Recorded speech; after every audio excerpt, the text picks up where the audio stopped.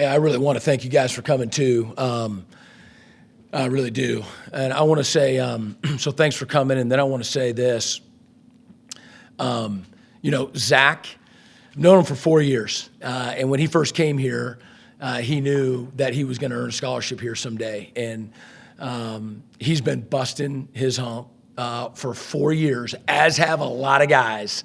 And I tell guys all the time, that's not what gets you a scholarship here at Eastern Michigan, working hard, because everybody better be working hard. We just had a scrimmage today, and he ran with our ones. He's competing to be a starting tackle here this fall, and everybody in the room, at our team meeting that night knew that, and so he certainly has earned it. And I said this earlier, Brian Dooley. When I grow up, I want to be like him someday. I've done this for a bunch of years, and I've never seen it, and I've never heard of it before. But it is truly, who he is. And I know, not trying to make him out to be something that he's not, but I mean, he's that guy. I mean, it's not just with Zach. He's a two-time captain of our football team, and is a servant leader and just an unbelievable human being. So appreciate you guys being here, and I'll turn it over to Brian. How you guys doing? Just want to say thanks for coming out too, and we'll just whatever you guys want. Start questions. So. Brian, just how did this all kind of come about? When did you realize that this is something that you wanted to do? I mean, from the start, back in winter, we just do all of our workouts, and Conti and I have been together, side by side for a while.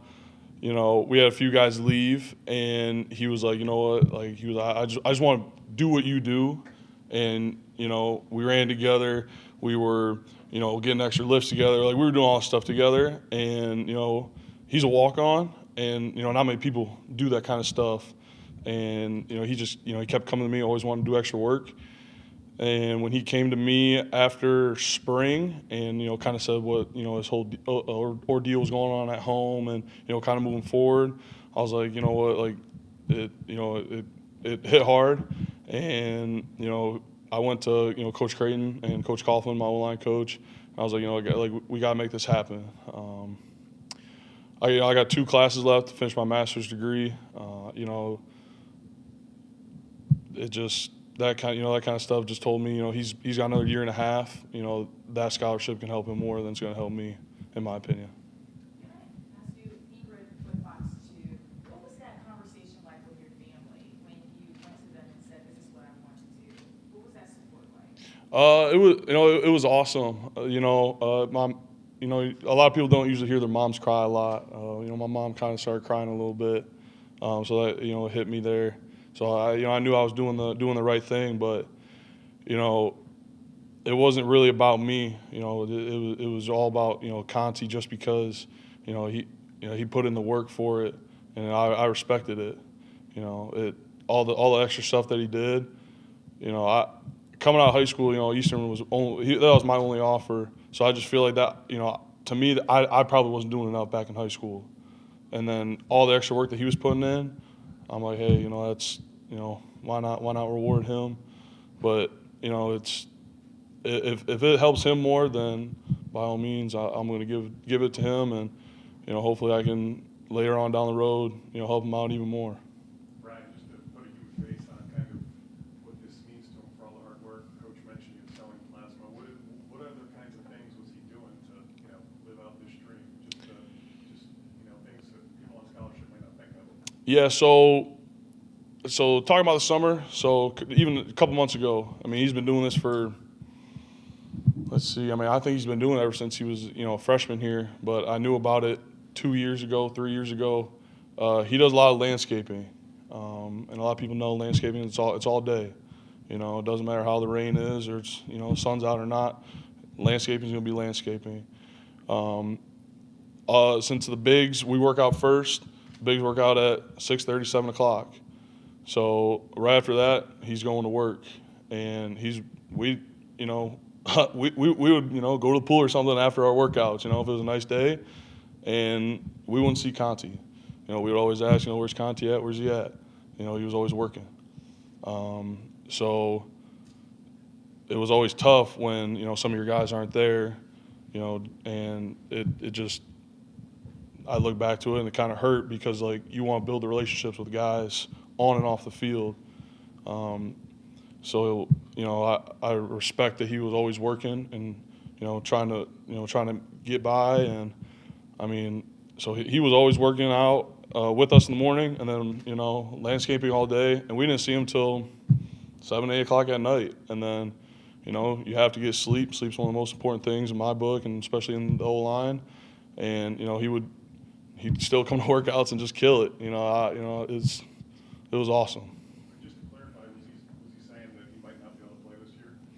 Yeah, so if he didn't think that he was able to play if he didn't get on scholarship because, I mean, all the book loans and classes, I mean, stuff adds up pretty quick. And noticing it firsthand now, I mean, it does. It'll master's classes are different from, undergrad classes. So, I mean, I knew back in, my freshman year going, coming all the way up, a lot of people were, I knew a lot of walk-ons, people who had to pay their way. So, I mean, it is very tough. And, I just wanted to help them out as best I could. Did he talk to you before this press conference? What were his emotions like that he was unable to attend today? Just, a little overwhelmed. And, to be honest, I was too. I'm in the same boat as him. It's a lot because, I mean, to me, it's him. Like I did this for him, and I didn't do this for me. I really didn't think that it would blow up like this. And, all of his hard work that put in, I mean, I just feel like that's what this is all about. I mean, a guy who worked this hard, I mean, I feel like he deserves a spotlight. I mean, he's doing this for his family. His mom needs a kidney and all that, and that's what, I mean, that's why he's doing it. So, I mean, I just wanted to give him a scholarship so he could not worry about school, not worrying about, food and stuff that he has to pay for outside of school. I mean, our electric bills are high, and, that's all out of his pocket. And, if me giving my scholarship to him, he doesn't have to deal with that stuff. By any means, he can take it. So all those little extra stuff that he doesn't have to worry about, and now he can worry about his family, his mom in particular, I'd do it again in a heartbeat. I think most of us have seen the video by now, his reaction, your reaction, the team's reaction. From your perspective, was his, the smile, was that kind of reaffirmation, does that reaffirm kind of the decision that, this is the right decision to make? Yeah, no, I mean, it was the smile, everything, we all, it was awesome for us. We're a family, and that's how we were at. Nothing was fake about it. He, he called me later that night and, congratulated me still. And, he still does it to this day. I know it was only a couple of days ago, but, he says thank you every single time. And, I wouldn't have changed it. That's what I wanted to do. Will Jones, Channel 4. What does this say about the culture of the Eastern Michigan football team? Coach Creighton's big on culture. I've been here for a while. I've seen guys come and go. I've seen a lot of leaders, and I try to base my game and, how I lead off, the guys before me.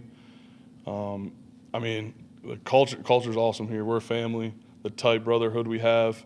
We have a thing called Big Brother Leadership. That's like our second-year guys, and, it's like our second to third-year guys we have to call our incomers. So, like, mine was Mike Van Hoven, and then his was Jeremy Hickey. It goes down the line. Like, we were all brothers, and I still talk to him this day, and I could probably call out every single one of my guys. Like, we know each other by name. Our coaches know people by name. It's not just the number on the back of your jersey. Brian, Andrew Graham, on three.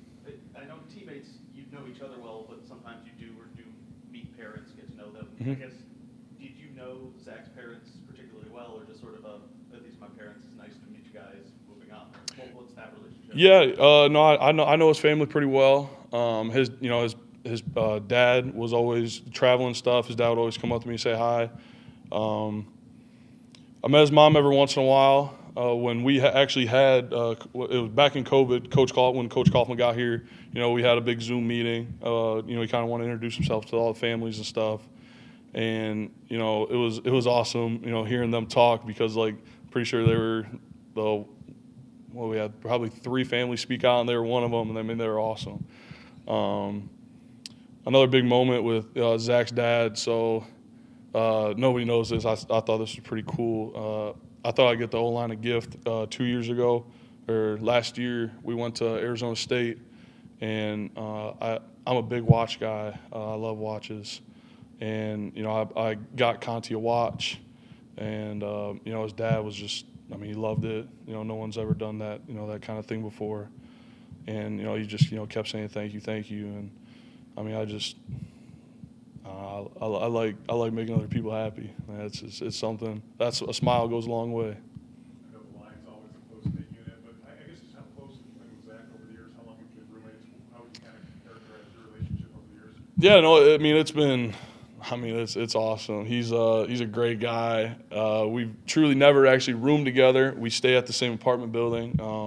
We were 2 apartments away from each other. He stayed, with Jimmy and Merritt, and it was awesome. They had a dog. I got a dog. We'd be outside all the time. They were at Glencoe for like 2 years now. So it was awesome getting to know him.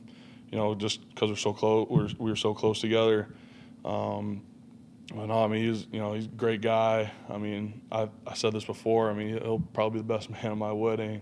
He's just that kind of a guy. Even your dogs are friends? Oh, our dogs are friends. Margot and Zeus love each other. They're awesome. What are they? What kind are they? I have a pit bull / Cane Corso, and then Margot's a lab. So they love each other. They're pretty cool. Right. You mentioned high school and you mentioned the culture here in Eastern Michigan. I'm just curious. There's a motto at St. John's, "Man for others." How, if at all, does that kind of play a factor in this decision? Yeah. So men for others. That's just like it's kind of how I live. St. John's was a real impact on my life. Just for how we treat people. We did a lot of community service there. But it was the teachers that really helped shape my life. Mr. Welling, or Brother Welling, he was awesome, and he was probably like one of the best teachers I was around. The last thing that he would always say before we left class was be good to each other, and if you're not doing that, then to me that's just you're not being nice to anyone now. So you always got to treat people how you want to be treated. And that's why I'll always treat people with respect, and St. John's will always have a special place in my heart. What do you hope people take away from this? Like anybody,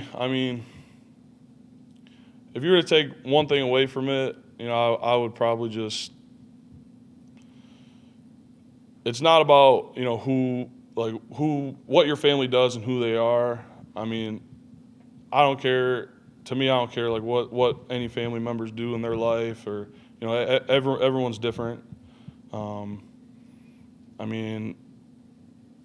said you can have anybody come to our practices, anybody can come to our workouts, and you can just watch how people work. Walk on, scholarship, anybody. If you really see how people work and interact with each other, then, you can just see the culture of what goes on at places. Everyone's different at every place. Eastern's probably different from Ohio State or from Michigan right down the road, or another MAC school like, Toledo or Western. Everyone's different. And that's why our biggest thing is culture. So, a big takeaway is, just don't judge people don't judge a book by its cover. You really got to dive into these people's lives to see how they really work. Did you explore any other options with your coach or with Zach, or did you just jump straight to no, he can have my scholarship? Yeah, so it was pretty much I was fully focused on just giving him my scholarship. The new day and age of all this NIL stuff, I wasn't really focused on all right, we'll try to get him NIL. We'll try to do this stuff. I just wanted him to get a scholarship, and I'd be like, all right, I'll take a loan out. I was fully prepared to take a loan out, and I still am just in case. But I'll do it again with another one of my teammates if I got a scholarship. If Conti wasn't here, I'd give to somebody else too. If someone else is working that hard, and they deserve a scholarship, then I'm going to give it to them. Brian, to clarify, you mentioned, so your Yes, it will. So I'm pretty sure he's still in his undergrad, so it'll still help him out with his undergrad and then even his master's. So I'm pretty sure it should be about a year and a half or 2 years. So I mean to me that's a whole lot better than my two classes I got to finish. So.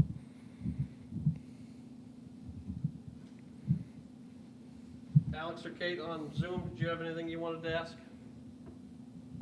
Yeah, thank you. Brian, I'm wondering really quickly, could you speak on your guys' friendship that you had? Because obviously you saw all the hard work, you obviously he told you what he was going through at home and all that. So there's that level of, understanding of what you're going through and the empathy. But the friendship part, that's totally off the field. Could you talk more about your guys' friendship? Yeah, our friendship's tight. It's like it's unbreakable. The O-line brotherhood is something that it's really hard to break. Everyone says we got group chats and stuff, but like the O-line is it's just something that not a lot of people know about until you actually play it. I can go to any single one of my guys that are on the O-line, and we have each other's back, and that's why I just feel like I needed to, get Conti's back, throughout these couple of years that he has left. And I feel like, Conti would do the same exact thing. He works hard, and like Coach Creighton said, he's been repping the ones for a while. He was repping them back in spring, and he's repping them now, and that's why.